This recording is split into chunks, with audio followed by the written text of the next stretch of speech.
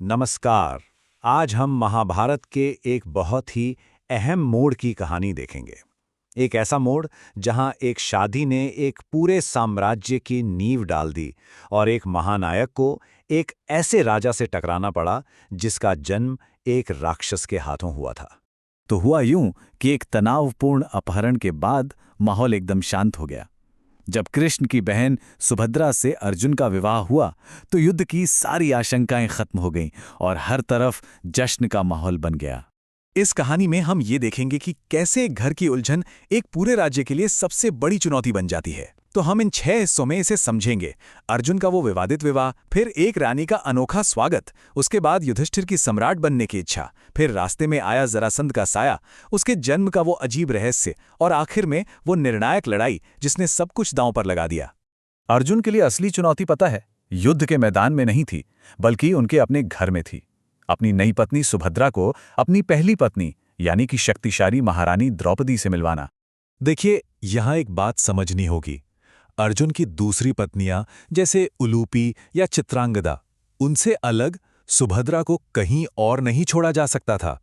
वो सिर्फ एक पत्नी नहीं थी, वो यादवों के साथ एक बहुत बड़े राजनीतिक गठबंधन की निशानी थी। इसलिए उनका इंद्रप्रस्थ आना चंद्रवंश के भविष्य के लिए बेहद जरूरी था। अब जब अर्जुन इस मुश्किल में मदद के लिए अपने बड़े भाइयों युधिष्ठिर और भीम के पास गए तो उन्होंने क्या किया? उन्होंने बड़ी चालाकी से कह दिया कि भाई हम इसमें कुछ नहीं कर सकते, और बेचारे अर्जुन को द्रौपदी के गुस्से का सामना करने के लिए अकेला छोड़ दिया। तो अब माहौल एक बड़े टकराव के लिए तैयार हो चुका था। सवाल ये था कि अर्जुन और सुभद्रा एक ऐसी द्रौपदी का दिल कैसे जीतेंगे जो अपनी जगह बिल्कुल सही थी और नाराज भी थी। द्रौपदी ने अर्जुन का सामना किया और उनके शब्दों में आप कह सकते हैं धोखे का दर्द साफ झलक रहा था। उन्होंने गुस्से में अर्जुन को अपने कमरे में आने तक से मना कर दिया। और फिर इस मुश्किल को सुलझाने के लिए मैदान में कौन उतरेगा? जाहिर है, महान रणनीतिकार कृष्ण। उन्होंने सुभद्रा को एक सलाह दी। कहा कि एक रानी बनकर मत जाओ, बल्कि एक साधारण ग्वालिन बनकर जाओ जो द्रौपदी की सेवा करना चाहती है। और कृष्ण की ये सलाह तो कमाल कर गई। सुभद्रा की इस विनम्रता ने द्रौपदी का सारा गुस्सा पिघला दिया। ये वाकई बहुत दिलचस्प है कि कैसे एक छोटी सी रणनीति ने एक सौतन को हमेशा के लिए बहन बना दिया। तो अब घर में तो शांति हो गई थी और यादवों के साथ गठबंधन भी मजबूत हो चुका था। तो पांडव अब एक बहुत बड़े लक्ष्य के बारे में सोच सकते थे। युधिष्ठिर ने कृष्ण के सामने अपने मन की बात रखी।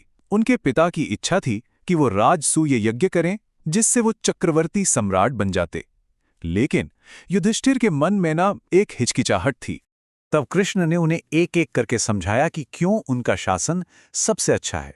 इंद्रप्रस्थ एक आज़ाद राष्ट्र है, प्रजा खुश हैं, गोदाम भरे हुए हैं, न्याय का राज है, सड़कें सुरक्षित हैं और अधिकारी भी कानून का पालन करते हैं। कृष्ण ने जोर देकर कहा कि सम्राट कहलाने का हक सिर्फ और सिर्फ युधिष्ठिर का है। लेकिन कृष्ण ने यह भी बताया कि युधिष्ठिर की इस बड़ी इच्छा के रास्ते में एक, आप कह सकते हैं, एक पहाड़ जैसी बाधा खड़ी है। ये बाधा था मगध का राजा जरासंध, उस समय का सबसे शक्तिशाली राजा। और मजे की बात यह थी कि वो खुद भी सम्राट बनना चाहता था।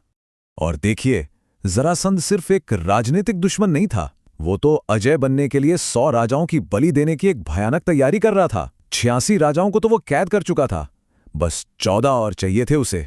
युधिष्ठिर तो इतने डरे हुए थे कि उन्हें लगता था कि खुद यमराज भी जरासंध को नहीं हरा सकते। तब कृष्ण ने उन्हें उसकी असली ताकत का राज बताया, जो उसके अजीब और कह सकते हैं अप्राकृतिक जन्म में छिपा था। हुआ यह था कि उसे ज़रा नाम की एक राक्षसी ने संध किया था, मतलब जोड़ा था, इसीलिए उसका नाम पड़ा जरासंध। उसका शरीर एक नहीं बल्कि 2 अलग अलग हिस्सों को जोड़कर बना था। और यही उसकी सबसे बड़ी ताकत थी और सबसे बड़ी कमजोरी भी। कृष्ण ने समझाया कि जरासंध के इतनी बड़ी सेना को मैदान में हराना नामुमकिन है। उसे हराने का बस एक ही तरीका है, उसे द्वंद्व युद्ध के लिए, मतलब 1-on-1 फाइट के लिए उकसाया जाए, जहां उसकी सेना किसी काम की न हो। तो योजना बन चुकी थी। कृष्ण, अर्जुन और भीम तीनों ब्राह्मणों का वेश बनाकर मगध जाएंगे और राजा को उसी के घर में जाकर सीधे चुनौती देंगे। लेकिन जरा सोचिए, जरासंध भी कोई कम नहीं था। वो एक बहुत ही चतुर राजा था। उसने उनके योद्धाओं जैसे शरीर को देखकर तुरंत उनका भेष पहचान लिया और सीधे सवाल कर दिया। कृष्ण ने भी कोई लाग लपेट नहीं की। उन्होंने सीधे सीधे जरासंध पर अत्याचारी होने और 86 राजाओं को बंदी बनाकर अधर्म करने का आरोप लगा दिया। जब जरासंध ने उन्हें ब्राह्मण समझकर दान दक्षिणा देने की कोशिश की तो कृष्ण ने अपना असली मकसद साफ कर दिया कि हम यहां भीख मांगने नहीं बल्कि युद्ध करने आए हैं। जरासंध ने अर्जुन और कृष्ण को कमजोर कहकर उनका मजाक उड़ाया, लेकिन भीम के विशाल शरीर को देखकर उसे लगा कि हाँ, ये मेरे बराबर का योद्धा है। और जब उसे उनकी असली पहचान पता चली तब भी वो अपनी बात पर अड़ा रहा कि लड़ेगा तो भीम से ही। तो इस तरह दो सबसे ताकतवर योद्धाओं के बीच युद्ध तय हो गया।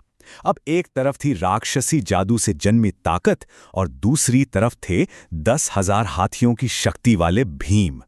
इस एक लड़ाई पर 86 राजाओं की जान और एक पूरे साम्राज्य का सपना टिका हुआ था। अब देखना यह था कि जीत किसकी होती है,